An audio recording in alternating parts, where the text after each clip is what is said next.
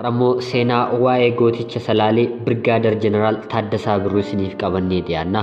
Hanga xumura qophii keenyaatti nu waliin turaan affeerraa keenya. Adaraa yaa Oromoo koree koree dhaabbadha galmee seenaa qoradha.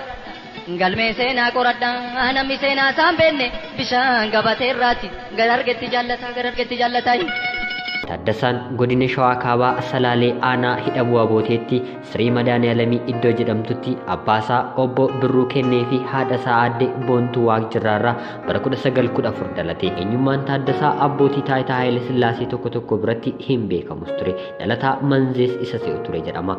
Muummichi ministeeraa sirnichaa kan ture Akiliiluu Habtewaldis Taaddasaa Birruu mana isaatti yaamee irbaata nyaachaa osoo jiranuu Taaddasaa ati uummata hundaan baradhaa jetta.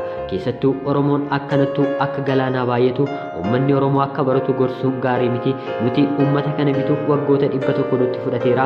Ati isa waggaa 100 abbootiin keenya itti dadhaban guyyoota muraasatti bishaan nyaachisuuf jirta. Yoo baratan lammiileen kun nuuf waan hin ajajamneef barnoota dhorkuun ammoo gaaffii mirgaa akka hin gaafanne godha. Kanaaf of eeggannoo godhi. Isa baradhaa jettu kanas itti yaadi.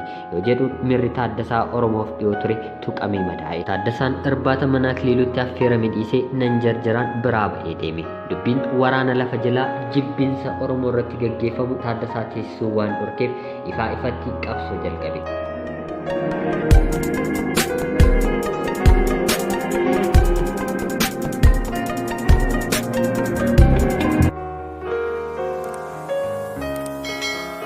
Obbo Birruun weerara Xaaliyaanii qolachuuf manaa ba'anii faashistootaa fi baandotaan rukutamanii dirree waraanaa irratti kufaniiru. Ati warra isaaniis rifachuun ji'oota 3 dhukkubsachaa eega turaniin booda addunyaa kanarraa boqotanii. Taaddasaanis ijoollummaatti abbaa fi haadha malee hafe.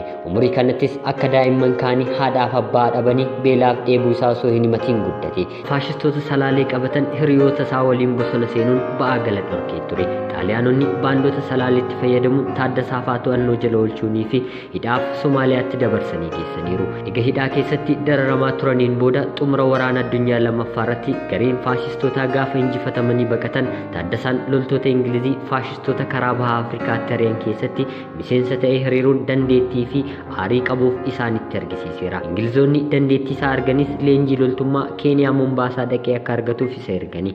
Leenjichaafis gaafa xumuru ajajaa 50 ta'uun muudameetis ture. Taaddasaan faashistoonni hanga biyyaa baatutti goota lafa qabatee lolee turesi. Shaalaqaa yookiin kumalaan sadaffaa Itoophiyaa gaafa hundeeffamu innis miseensaa fi ajajaa addichaa ta'uun shaalaqaa baashaa ta'ee muudameetis ture. Amajjii 1934 shaalaqaa sadaffaarraa gara baha Itoophiyaa loltoota addaa Harargee jiranitti jijjiirame itti aanaa ajajaa dhibbaa ta'es muudameeti ture. Baruma kana wiirtuu leenjii hoolotaa Gannat seenuunis barnoota loltummaa eega barateen booda hojiis achumaan eegalee ture.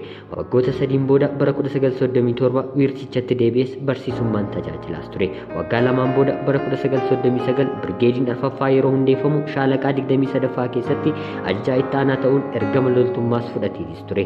Birgeediin 24ffaa keessatti yeroo baay'ee osoo hin turin aangoo meejarummaa kennamee fi waggoota 3 fi ji'oota 8 booda ammoo Birgeedii 3ffaa keessatti itti aanaa bulchiinsaa ta'uunis muudameeti. Humni poolisii biyyattii gaafa gurmaa'u bara 1947 Taaddasaan umuriin isaa 33 ture. Umurii isaa kanaanis aangoo Leeteneel Koneelummaatiin leenjisaa poolisii ammayyaa Itoophiyaa ta'ee nama muudamuu danda'e ture. Poolisoota daddafee qaqqabaa yookiin humna addaa yeroo jalqabaatiif leenjisee kan eebbisiise Taaddasaa ture. Taaddasaan bara 1951 aangoo guutuu koloneelummaa argate. Waggoota 4 booda raawwii hojii barootii hojii isaatti galmeessiseen onkololeessa 21 bara 1955 aangoo Birgaader Jeneraalummaas isaaf laatameeti ture. Hojii idilee irratti ramadamee biyya isaa tajaajilu ciminaan hanga bara 1959 hamma mana hidhaa galutti gaggeessaa qooda isaa ba'aa ture. Hojii mootummaan alatti jijjiiramni barnootaan dhufa jedhee kan amanu Taaddasaan pireezidaantii Raayyaa Qubee Yettigal Siraawit biyyoolessaa ta'uun Oromoon akka baratuuf gumaacha guddaa taasise. Taaddasaa abbootii taayitaa Haayile Sillaasee tokko biratti hin beekamus ture. Dhalataa Manzees isa se'u ture jedhama.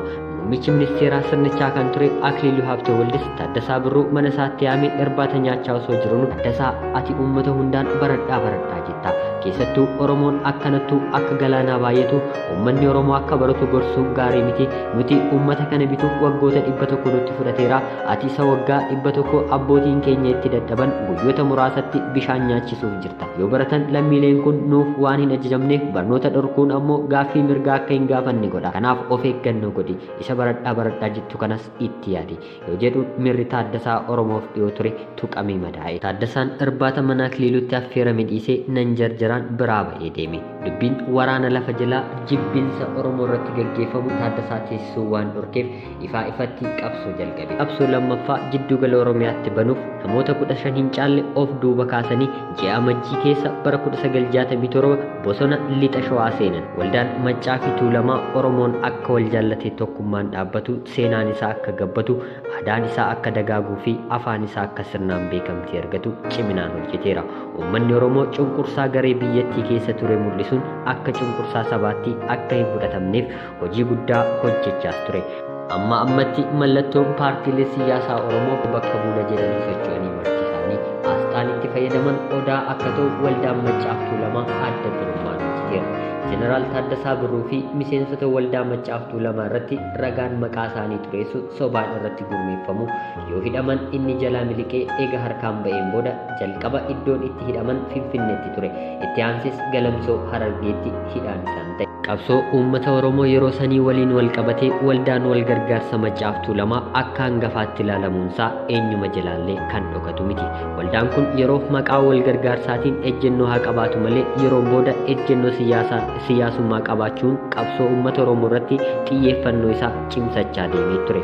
Waldaan wal gargaarsa Maccaa fi Tuulamaa yeroo sanatti sanyiin Oromoo ta'anii qondaaltota sirna mootummaa Haayile Sillaasee keessatti iddoo garaagaraa hojjetanii gaaffii miseensummaa dhiyeessaniif keessaa Birgaadir Jeneraal Taaddasaa Birruun isa tokko. Taaddasaan haadha warraasaa Aadde Warqaa Ababaa Madiin irraa ijoollee Almaaz Taaddasaa, Tsahaayee Taaddasaa, Ballatee Taaddasaa, Kaasaa Taaddasaa, Musee Taaddasaa fi Maartaa Taaddasaa horateera. Harargee Galamsootti Aadde Lulee Warqee Dinagdee irraa Taaddasaadhaa Darajjee Taaddasaa Dawwalamti. Musee fi Maartaa Taaddasaa bara faranjoota Muddee 2017 raadiyoo Finfinnee waliin taasisanii Ameerikaa Waashingtan akka jiraatan ibsaniiru. Akeekkachiisni laate yaada isaa akka jijjiiru isa taasise.